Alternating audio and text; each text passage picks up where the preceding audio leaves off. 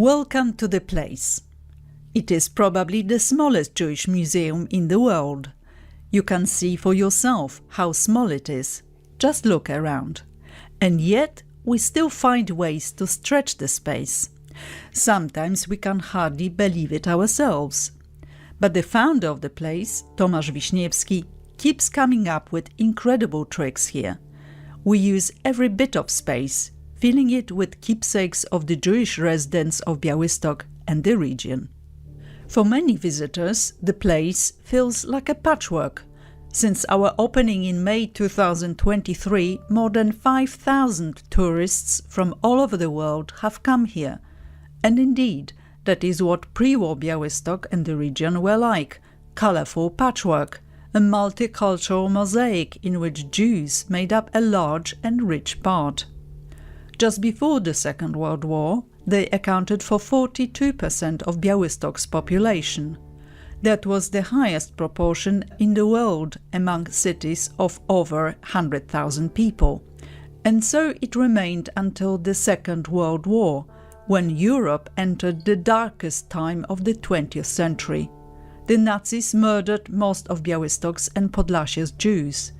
Those who survived largely emigrated.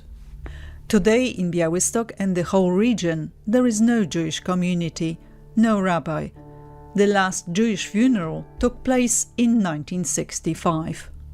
But we want to remember the Jewish past.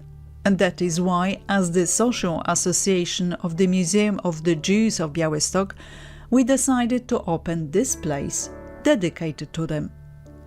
And to invite you on a journey back in time, to when our Jewish brothers and sisters co-created the history of the city and the region. We remember them not only because they were our neighbors who lived alongside us for centuries, but also because of their extraordinary achievements on a global scale. Countless outstanding individuals came from Białystok: discoverers, artists, intellectuals, politicians. We present them in different ways, in some cases even through humorous portraits. Look up. Under the ceiling you will see a colorful gallery, painted in vibrant shades. This is just a handful of the many. Remember, Białystok was the birthplace not only of its most famous native, the creator of Esperanto, Ludwig Zamenhof, but also, for example, Albert Bruce Sabin, the inventor of the vaccine against the poliovirus, Heine-Medina disease.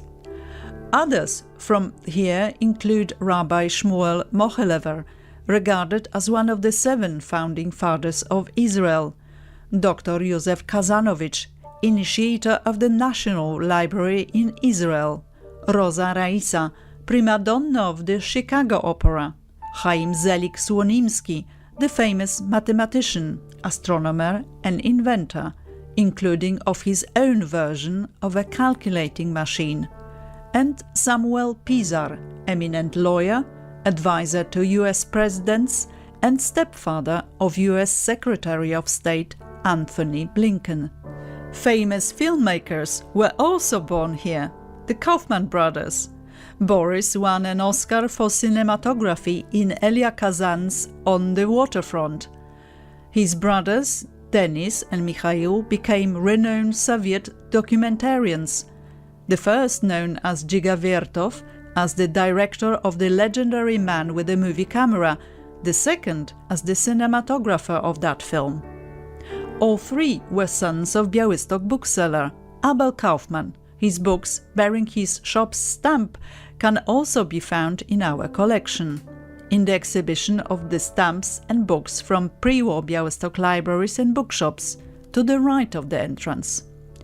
At the Białystok Gymnasium studied Yitzhak Shamir, twice Prime Minister of Israel. In Białystok, Nahum Zemach began creating Habima, the first and most famous Jewish theatre performing in Hebrew, which after many wanderings settled in Tel Aviv, eventually becoming the National Theatre of Israel. Few people know that the town of Krasnosielsk in the 19th century within the Łomża district was the birthplace of the 4 Wonsal brothers, later known as Warner Brothers. They became the founders of one of the world's greatest film studios, Warner Brothers. In Wasilków near Białystok was born Nora Ney, star of Polish interwar cinema.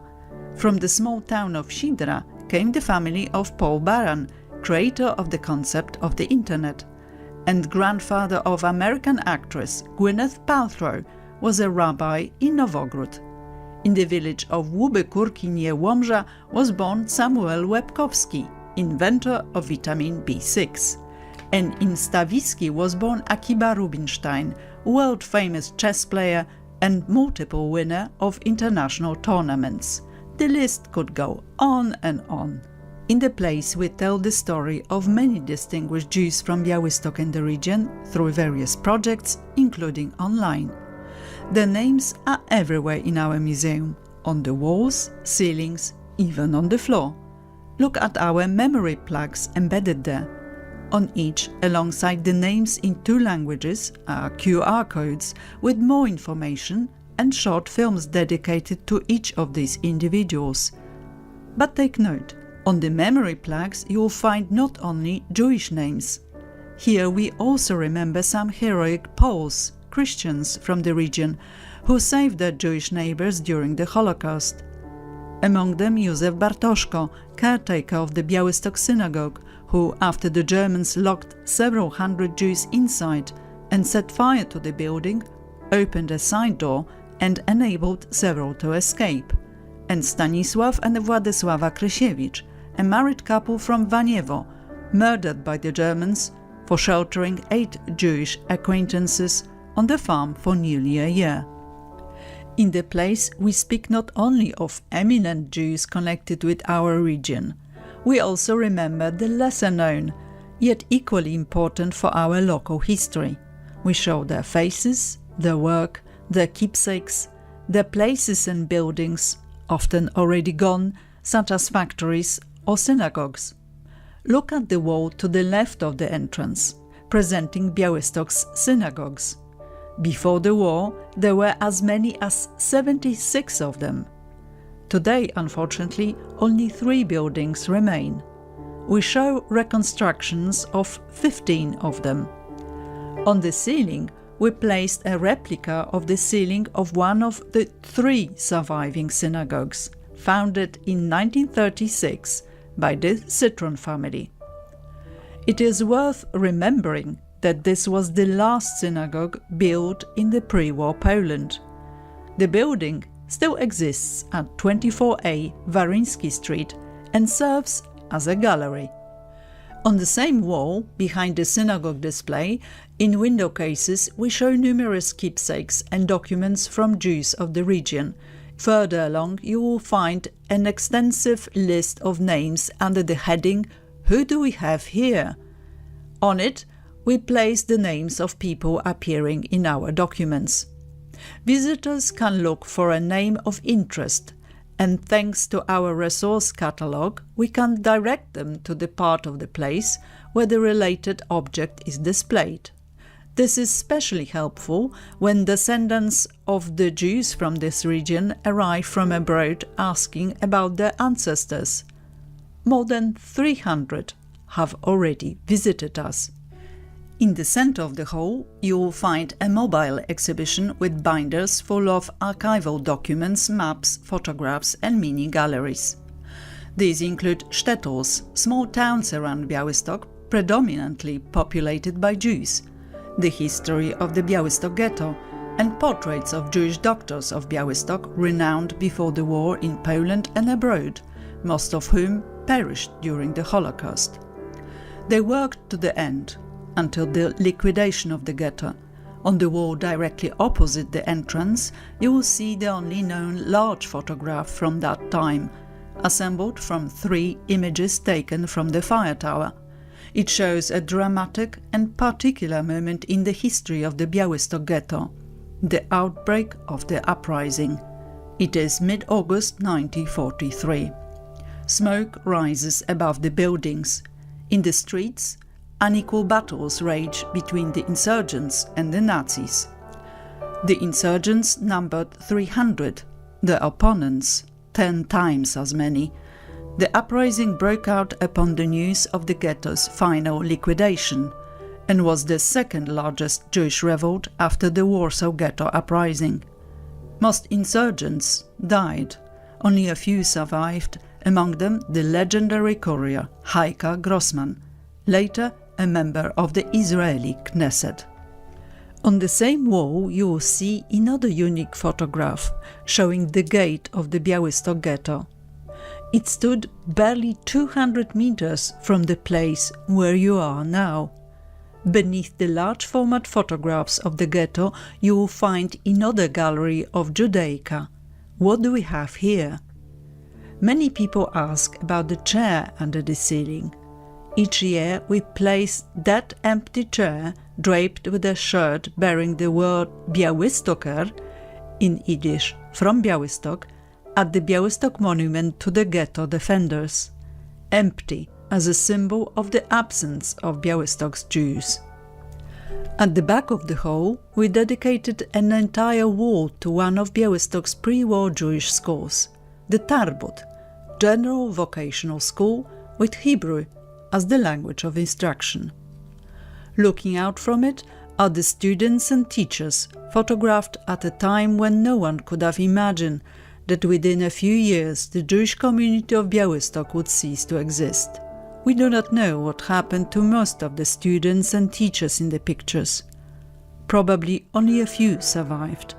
The beautiful building of the school remained. In 2020, to honor the memory of the school community and all Jews of Białystok and the region, we organized a 2-day cultural festival under the symbolic title The Absent Family. One such Białystok absent family, almost entirely wiped out in the Holocaust, is the Kaplan family. We devote to them an installation, 5 figures in blue clothes, created by the Podlasie artist Stanisław Żywolewski, on the wall to the right of the entrance. The father of the family, Pesach Kaplan, was one of the most important figures of pre-war Białystok's cultural world. He wrote articles, translated, composed, and as an editor-in-chief ran Yiddish-language Jewish dailies Das Neue Leben and later Unser Leben. In the ghetto he organized education. He worked until the very end. To save from oblivion the absent families and the entire Jewish community requires the work and passion of many people. Raise your heads and look at the names scattered under the ceiling. People dedicated to preserving the Jewish heritage of Białystok and the region. There are many of them, united by a common passion. We honor them here as the gardeners of memory. In the second tiny hall you can see more keepsakes and photographs, and watch short films. In this room we commemorate the tragedy of the burning of the Great Synagogue, which took place on the first day of the Germans' entry into Białystok. On 27th of June 1941, the Germans locked between 700 and 800 Jews inside, dragged them from homes and streets. Among them the well-known pre-war doctor Samuel Kracowski, and then set the building alight.